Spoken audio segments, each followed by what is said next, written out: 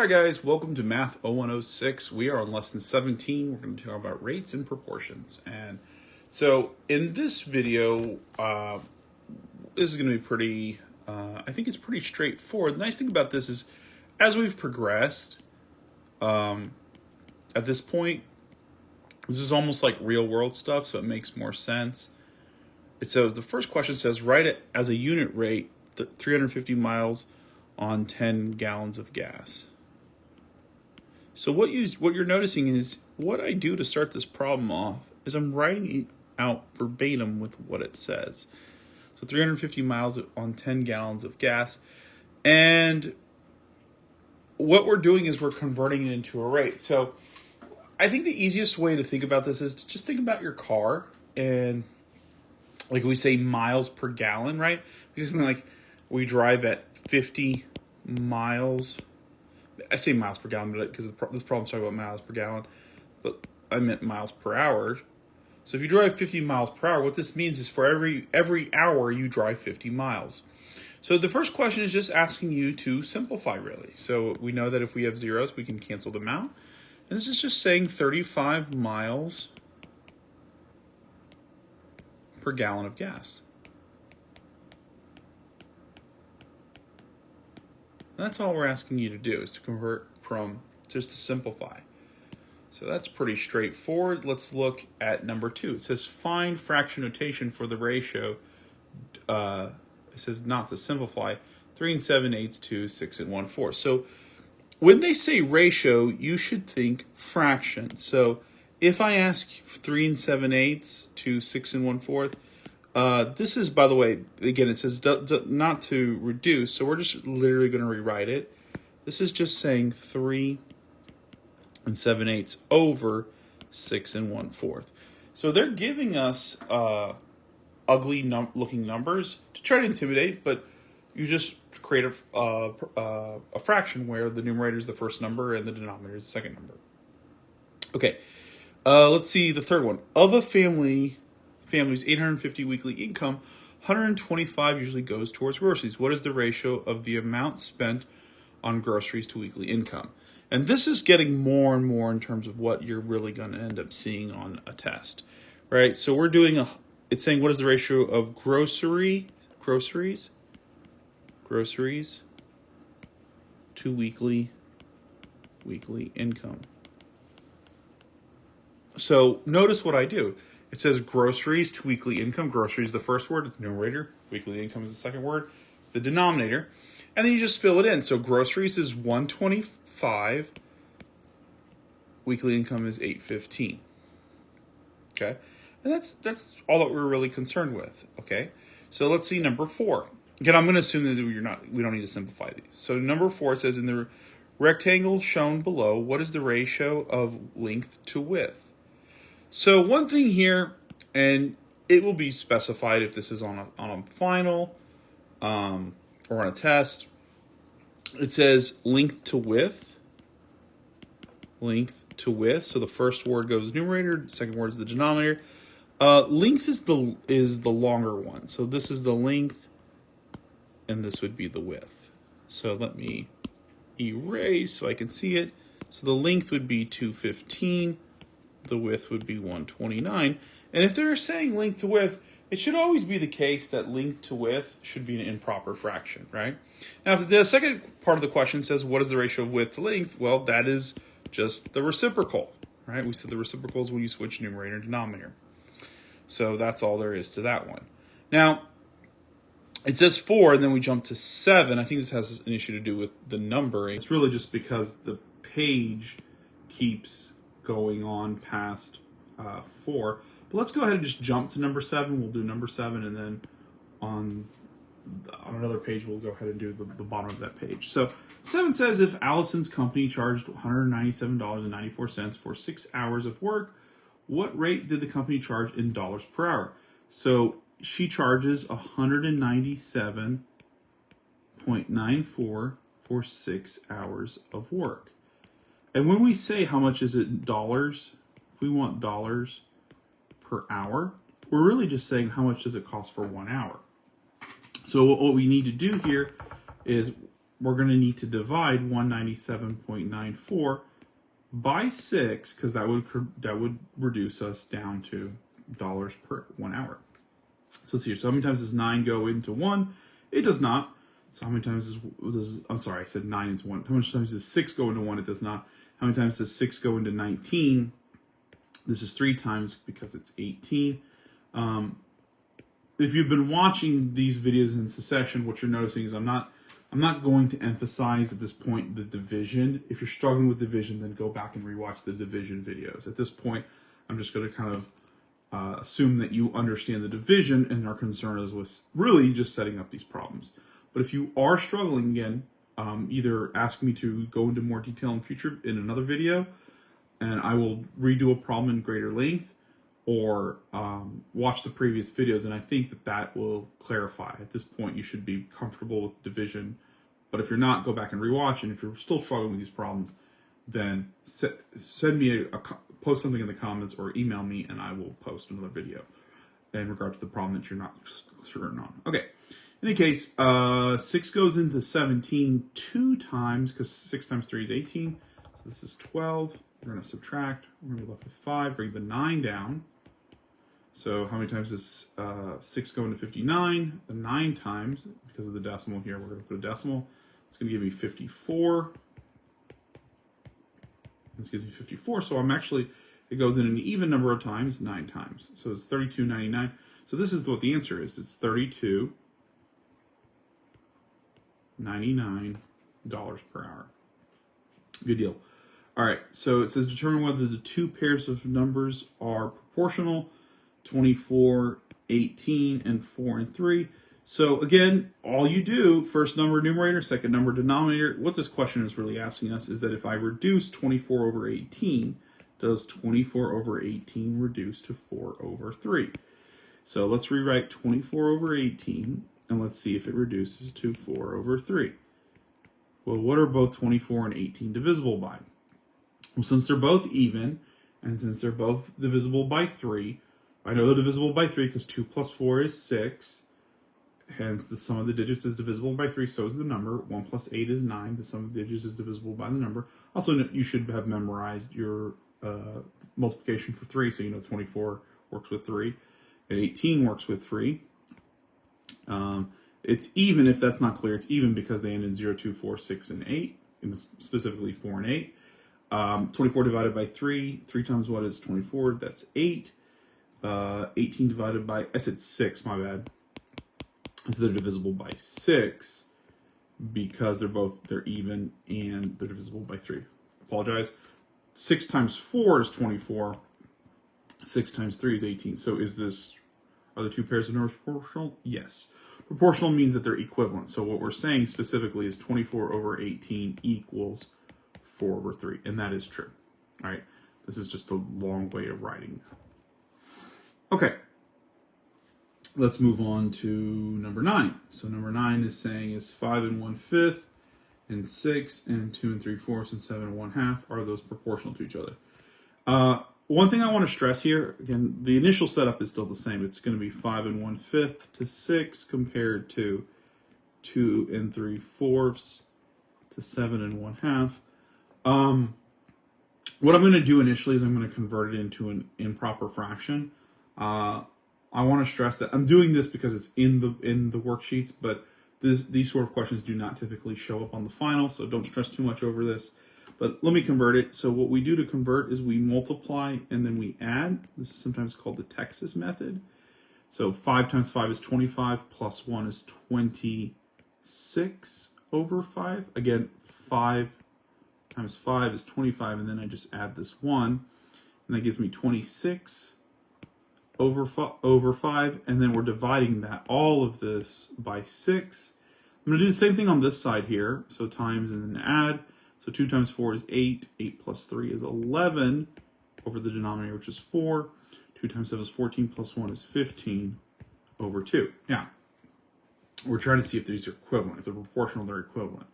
So what I'm going to do now is I'm going to take this 26 over 5 and divide it. I'm going to rewrite it like such. And I'm doing this to try to illustrate exactly what's occurring here. When we divide, remember we said division is actually multiplying by the reciprocal. So we're going to be actually multiplying by 1 over 6. So this becomes 26 over 5 times 6 is 30. And really I shouldn't have done that, right? Because what we really want to do here is, we know that 26 and 6 are both divisible by 2. So it would have made sense to divide by 2, but I just did that to try to make it clearer. I don't know if it really did that. When we reduce, we get 13 over 15. Okay. Notice what I really did is I took the 5 and it popped down here. And what's really occurring with that is that when you divide, this is called the complex fraction. All of this is called the complex fraction. And what you do typically, and you're going to see this as you progress in math classes, a complex fraction is essentially where, let's see, it looks terrible. A complex fraction is when you have a fraction over a fraction, or at least the numerator or the denominator has a fraction in it. And what you do is anything in the denominator goes in the other position. So what that means, let's do that on the other side here. What that means is that this 4 is going to go down here and this 2 is going to go up here. So what I have here is 11 times 2 over 4 times 15.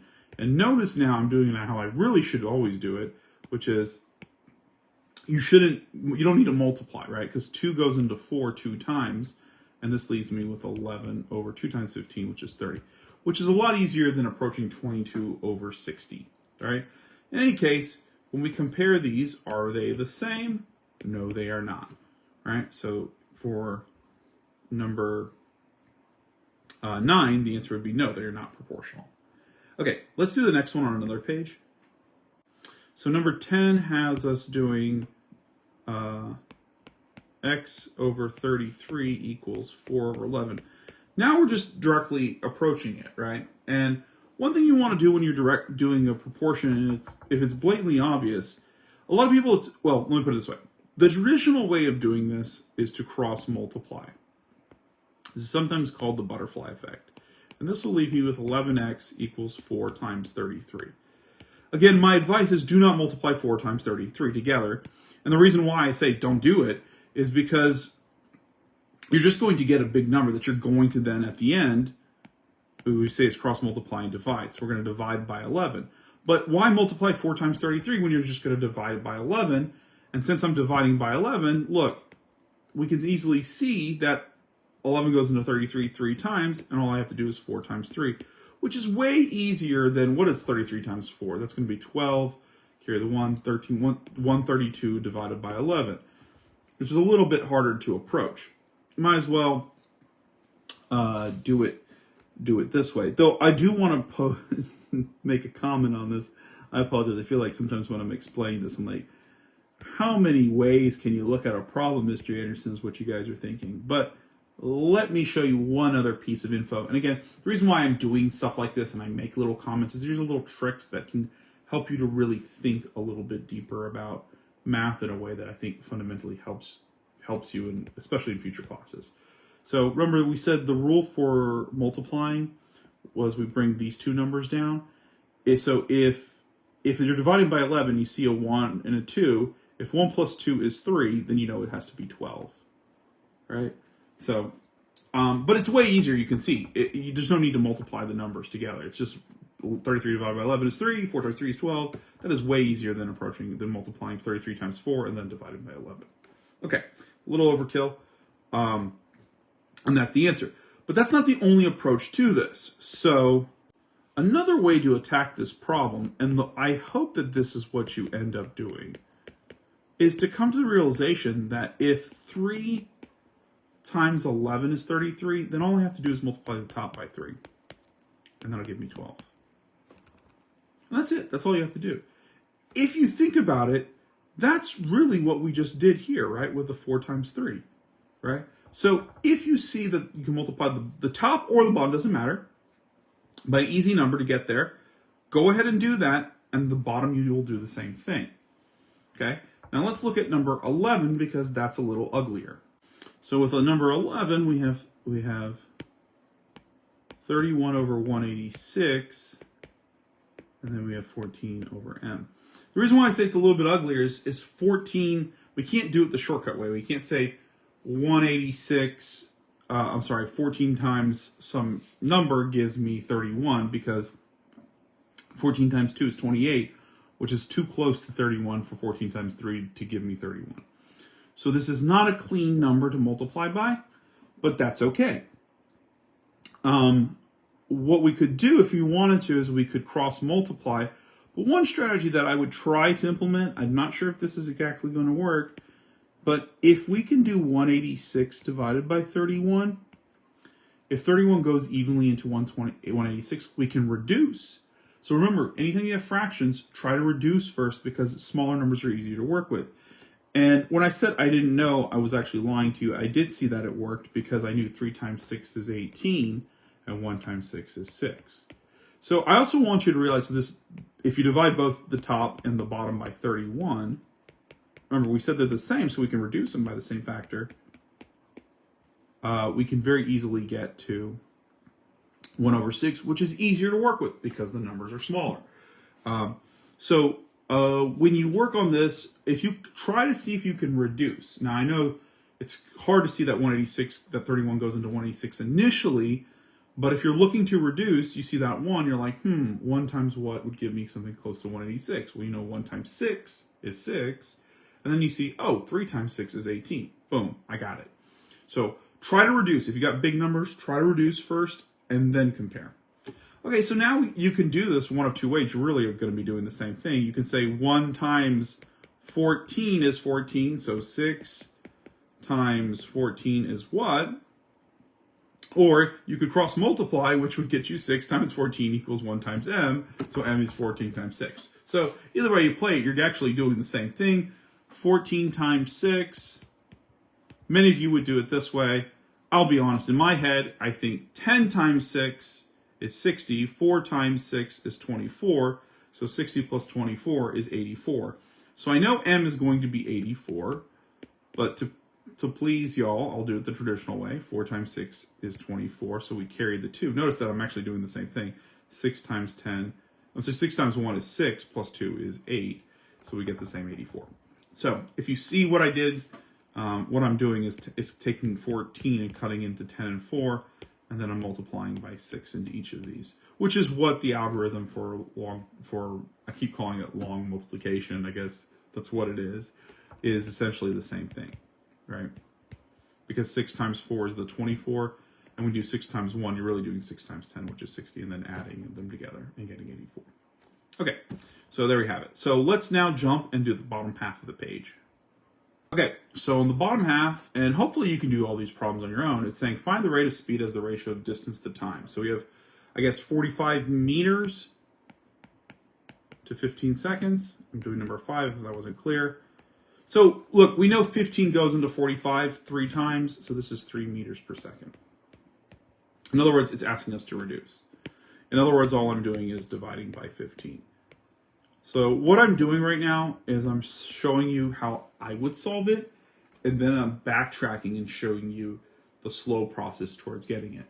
Hopefully, you guys are getting to the point that you can do these problems the quick way that I'm showing you. Okay, I'm just going to fit in number 6 down here. Number 6 says find the ratio of the first number to the second. Simplify. So again, this is just stressing. Remember, the first number is the numerator, second number is the denominator. 8 and 18 are both divisible by 2 because they're even. So we'll divide both by 2. And we get 4 over 9. And that's it. By the way, 4 over 9 is 0.444. And I hope you realize that that is 444 repeating. Because in a previous video, we showed that 1 over 9 is 0.111. Multiply that by 4, you get 0.444. These are things that you should be able to notice immediately and be able to do immediately to get to the correct answer. In any case, let's move on to number 12. And actually, let me do number 12 on another page. Okay, let's do number 12. When I rewrite this, I always like to do, I'm looking at less. I get confused fairly easily, so it's easy enough to just do it on another page. Okay, so what I would do, a couple ways of doing this. You know what? Let's just cross multiply this. So 1/2 times 1/2 equals 1/6x. So 1/2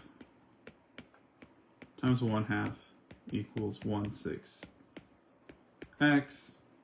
So we would then divide by 1/6. Notice I leave the 1/2 alone. There's no need to multiply. I know it's 1/4. You don't need to do that though.